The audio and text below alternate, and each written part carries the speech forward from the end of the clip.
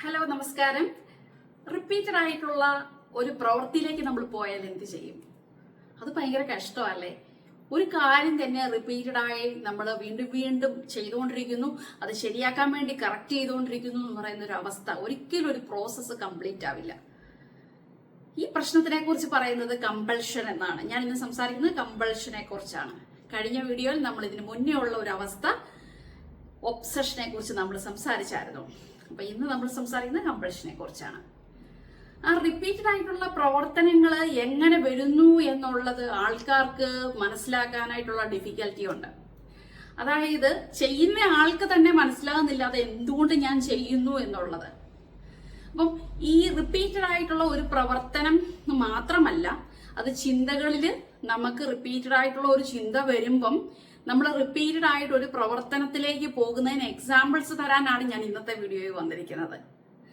അതായത് നമ്മള് ഇപ്പൊ ഫോർ എക്സാമ്പിൾ നമ്മൾ കുളിക്കാൻ കയറിയെന്ന് വിചാരിച്ചോ, കുളിച്ചു കഴിഞ്ഞാലും നമുക്ക് വീണ്ടും തോന്നും നമ്മൾ കുളിച്ചത് പോരാ എന്ന് തോന്നുക, അല്ലെങ്കിൽ കുളിക്കാൻ കയറിയാൽ ഒത്തിരി സമയം എടുക്കുക, കൈ വാഷ് ചെയ്തുകൊണ്ടേയിരിക്കുക, അല്ലെങ്കിൽ നമ്മൾ പിടിച്ച പൈപ്പില് നമ്മൾ കൈ വാഷ് ചെയ്ത് കഴിയുമ്പോൾ പിടിച്ച പൈപ്പില് ഡേർട്ട് ഉണ്ടെന്ന് വിചാരിക്കുക, വീണ്ടും കഴുകുക, എന്നിട്ട് നമ്മൾ ടവൽ ഉപയോഗിച്ച് കൈ തുടച്ചു കഴിയുമ്പോൾ ആ ടവലില് വളരെ പൊടിയുണ്ട് എന്ന് വിചാരിക്കുക, അതിനനുസരിച്ച് വീണ്ടും പോയി കൈ കഴുകുക, അല്ലെങ്കിൽ പല പ്രാവശ്യം പോയി കുളിക്കുക. വൃത്തിയുടെ കാര്യത്തിൽ ഇങ്ങനെ വരാം, നമ്മൾ റിപ്പീറ്റഡ് ആയിട്ടുള്ള ഒരു പ്രവർത്തനം വരാം. അതുപോലെ തന്നെ നമ്മൾ ഞാൻ കഴിഞ്ഞ വീഡിയോയിൽ പറഞ്ഞതുപോലെ തന്നെ ഒരു കാര്യം എണ്ണി വെച്ചത് വീണ്ടും വീണ്ടും എണ്ണിക്കൊണ്ടിരിക്കാം. പിന്നെ നമ്മൾ അതുപോലെ തന്നെ ചെക്ക് ചെയ്തുകൊണ്ടിരിക്കാം, സ്റ്റൗ നിർത്തിയോ, അല്ലെങ്കിൽ കതക് അടച്ചോ, ലൈറ്റ് ഓഫ് ചെയ്തോ, നമ്മൾ എന്താണോ ചെയ്തത് അത് വീണ്ടും വീണ്ടും ചെയ്ത് കഴിഞ്ഞോ എന്ന് റിപ്പീറ്റഡ് ആയിട്ട് നമുക്ക് ചെക്കിങ്ങിലേക്ക് പോകാനുള്ള സാധ്യത കൂടുതലാണ്. അതുപോലെ തന്നെ പറഞ്ഞ വാക്കുകൾ, അതായത് ഈ കമ്പൾഷന്റെ അകത്ത് നമ്മളൊരു വാക്ക് പറഞ്ഞാൽ, അല്ലെങ്കിൽ ഒരു സെന്റൻസ് പറഞ്ഞാൽ, അല്ലെങ്കിൽ ഒരു ഫ്രേസ് പറഞ്ഞാൽ അത് വീണ്ടും വീണ്ടും റിപ്പീറ്റഡ് ആയിട്ട് നമ്മൾ പറഞ്ഞുകൊണ്ടിരിക്കുന്ന ഒരു അവസ്ഥ, അത് ഭയങ്കര ബുദ്ധിമുട്ടാണ് കേൾക്കുന്നവർക്ക്. പക്ഷെ ഇവർക്ക് മനസ്സിലാകത്തില്ല. ഇവര് വിചാരിക്കുന്നത് ഇത് 2-3 പ്രാവശ്യം പറഞ്ഞാലേ ശരിയാകൂ, അല്ലെങ്കിൽ മറ്റുള്ളവർക്ക് മനസ്സിലാകൂ എന്നാണ് ഇവരുടെ ചിന്ത. പക്ഷെ കേൾക്കുന്നവർക്ക് അത് ബുദ്ധിമുട്ടാണെന്നുള്ള ഒരു അവസ്ഥ അവർക്ക് മനസ്സിലാക്കാൻ പറ്റത്തില്ല.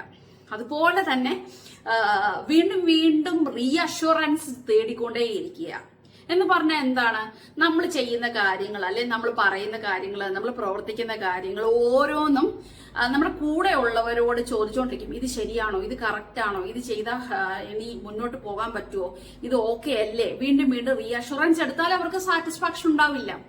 ഇപ്പൊ ഫോർ എക്സാമ്പിൾ ഒരു ആശുപത്രി പോയി ഡോക്ടറെ കണ്ടു കഴിഞ്ഞാൽ ഡോക്ടർ തരുന്ന പ്രിസ്ക്രിപ്ഷൻ അതിൽ പോലും അവർക്ക് എന്തായിരിക്കും, അത് റീഅഷ്വറൻസ് പിന്നെയും വേണം. അതിനെ അവർ ഗൂഗിളിൽ ചെക്ക് ചെയ്ത് നോക്കും, അല്ലെങ്കിൽ കിട്ടാവുന്ന ഇൻഫർമേഷൻസ് എല്ലാം തന്നെയും അവർ എടുത്തുകൊണ്ടിരിക്കുന്ന ഒരു അവസ്ഥയായിരിക്കും അതിൻ്റെ അകത്ത് വരിക.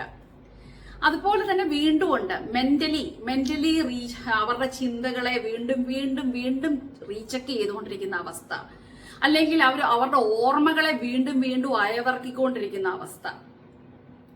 വീണ്ടും വീണ്ടും ഇങ്ങനെ എന്നിട്ട് അതിനെക്കുറിച്ച് പൊറുപുറത്തോണ്ടിരിക്കുക. ഫോർ എക്സാമ്പിൾ പറയുവാണെങ്കിൽ നമ്മുടെ മനസ്സിലെ ഓർമ്മകളെ വീണ്ടും വീണ്ടും നമ്മൾ പറഞ്ഞ് അതിനെ പൊറുപുറത്തോണ്ടിരിക്കുന്ന അവസ്ഥയിലേക്കൊക്കെ പോകാം.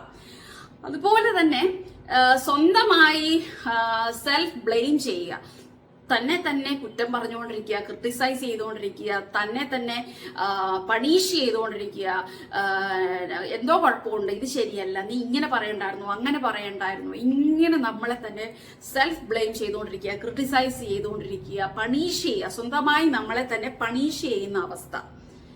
അതുപോലെ തന്നെ ഇതിനെയൊക്കെ ഓവർകം ചെയ്യാനായിട്ട് റിപ്പീറ്റഡ് ആയിട്ട് പ്രാർത്ഥനയിലേക്ക് പോവുക, അനാവശ്യമായിട്ടുള്ള തലത്തിലേക്കുള്ള പ്രാർത്ഥനയിലേക്ക് പോവുക. ഇങ്ങനെ റിപ്പീറ്റഡ് ആയിട്ടുള്ള ആക്ഷൻസ് കാരണം അവർ സഫോക്കേറ്റഡ് ആവുകയാണ്.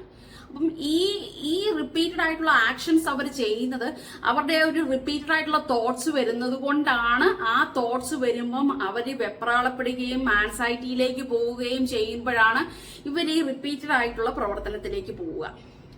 ഇതിനൊക്കെ പരിഹാരങ്ങളുണ്ട്. അതിനുള്ള കൃത്യമായ മെഡിക്കൽ സപ്പോർട്ടുണ്ട്. നമ്മുടെ ന്യൂറോ ട്രാൻസ്മിറ്റേഴ്സിനെ റെഗുലേറ്റ് ചെയ്യാനുള്ള മെഡിക്കൽ സപ്പോർട്ടുണ്ട്. സൈക്കോ തെറാപ്പീസ് ഉണ്ട്.